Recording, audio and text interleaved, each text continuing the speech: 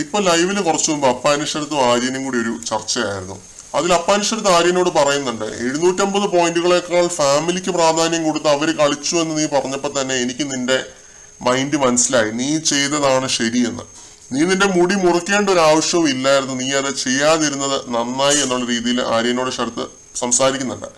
Activity ഏരിയയിൽ വെച്ചിട്ട് പറഞ്ഞത് ഇതൊന്നും അല്ലായിരുന്നു. ആര്യൻ, നീ ഒരു ആക്ടറാണ്, ഒരു സിനിമയ്ക്ക് വേണ്ടിയാണ് നീ ഇത് എന്ന് സങ്കല്പിച്ച് ചെയ്യാനെന്നൊക്കെ പറഞ്ഞിട്ട് അപ്പാനിഷത്ത് പറയുന്നുണ്ടായിരുന്നു. പിന്നെ അക്ബറിനെ പറ്റിയും അഭിലാഷിനെ പറ്റിയൊക്കെ 2 കുറ്റമൊക്കെ പറഞ്ഞ് അപ്പാനിഷത്തും ആര്യനും കൂടി കോംപ്രമൈസ് ആയി.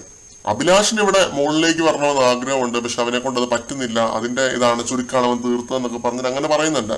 അതേപോലെ അക്ബറും ആര്യനും തമ്മിലുള്ള ആ ഒരു പ്രശ്നം ഉണ്ടായിട്ടും ആര്യനെ മാറ്റി നിർത്തി സംസാരിച്ചു എന്നും അങ്ങനെ കുറെ കാര്യങ്ങൾ അപ്പാനിഷത്ത് പറയുന്നുണ്ട്. ഇതിൽ എനിക്ക് തോന്നുന്ന ഒരു കാര്യം ഞാൻ പറയാം. ആര്യനെ സത്യം പറഞ്ഞാൽ ആ ഒരു ടാസ്കിനെ രക്ഷിച്ചെടുക്കാൻ പറ്റുമായിരുന്നു, അതിനകത്ത് സ്റ്റാർ ആവാനും പറ്റുമായിരുന്നു. അങ്ങനെ ആ ടാസ്കിനെ രക്ഷിച്ചിരുന്നുവെങ്കിൽ ആര്യനെ ആ വീട്ടിലെ സ്റ്റാർ, പുറത്തും ആര്യൻ നല്ല രീതിയിൽ തന്നെ പോസിറ്റീവ്സ് വന്നേനെ. ഇതിപ്പോ പുള്ളി ചെയ്തത് എന്താണ്, ഓരോ ന്യായീകരണങ്ങൾ ഇറക്കി രൺബീർ കപൂറിന്റെ ലുക്ക് എന്നും മറ്റേതെന്നും മറിച്ചതെന്നൊക്കെ പറഞ്ഞ് വെറുതെ സിനിമാ ഡയലോഗ് അടിച്ച് അവിടെ കിടന്ന് ഷോ കാണിച്ചു. ഈ പാവപ്പെട്ട പെൺകുട്ടി, ഇവൾ മൊട്ടയടിക്കില്ല, എന്റെ അച്ഛന് വേണ്ടി ഞാനും മൊട്ടയടിക്കില്ല, ഇങ്ങനത്തെ മെലോഡ്രാമാറ്റിക് ഡയലോഗ്സ് ആണ് ആര്യൻ അതിൻ്റെ അകത്ത് വെച്ച് അടിച്ചുകൊണ്ടിരുന്നത്. പക്ഷെ സത്യം പറഞ്ഞാൽ ഈ ഗെയിമിൽ എന്തെങ്കിലും ചെയ്ത് രക്ഷിച്ചെടുക്കാൻ പറ്റുന്ന ഒരേ ഒരു വ്യക്തി ആര്യനായിരുന്നു. അനീഷ് സ്വന്തം കളി സേഫ് ആക്കി നല്ലൊരു മൈൻഡ് ഗെയിം കളിച്ചപ്പോഴും ആര്യനോട് മൊട്ടയടിക്കാൻ തന്നെയാണ് പുള്ളി പറഞ്ഞത്, അല്ലാതെ ജിസേലിനോട് മൊട്ടയടിക്കാൻ അനീഷ് പറഞ്ഞിട്ടില്ല. ഈ മുടി എന്ന് പറയുന്ന സാധനം വടിച്ചാൽ തിരിച്ചു വളർന്നു വരുന്ന സാധനം തന്നെയാണല്ലോ. അത് വടിക്കുന്നതിൽ എന്നായിരുന്നു ഇത്ര വലിയ കാര്യം എന്നുള്ളതാണ് എനിക്കറിയാൻ മേലാത്തത്. പുള്ളിക്ക് അത് വടിക്കാമായിരുന്നു. അവിടെ ജിസേൽ വുമൺ കാർഡ് ഇറക്കിയതുപോലെയൊക്കെ തോന്നിയിരുന്നു, വിധവയാകും എന്നൊക്കെ പറഞ്ഞിട്ട്.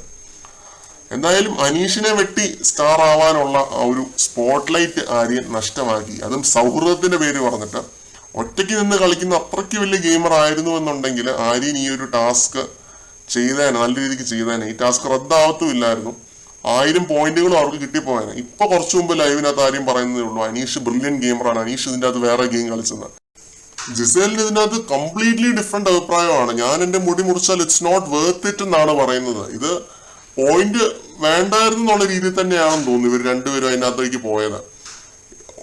മേക്കപ്പ് സാധനങ്ങൾ ഇട്ട് നടക്കാനും വസ്ത്രങ്ങൾ ഇട്ട് നടക്കാനും ഒക്കെ അത്രയധികം ആഗ്രഹിക്കുന്ന ഒരു കണ്ടസ്റ്റന്റ് ആണ് ജിസേൽ. അതിനകത്ത് കയറിയിട്ട് ജിസേൽ പറയുന്ന ഇതൊക്കെ തന്നെയാണ്. ഇത് എന്ത് ഡീലാണ് ഇത് ബിഗ് ബോസ് എന്നുള്ള രീതിയിലാണ് ജിസേൽ സംസാരിക്കുന്നത്.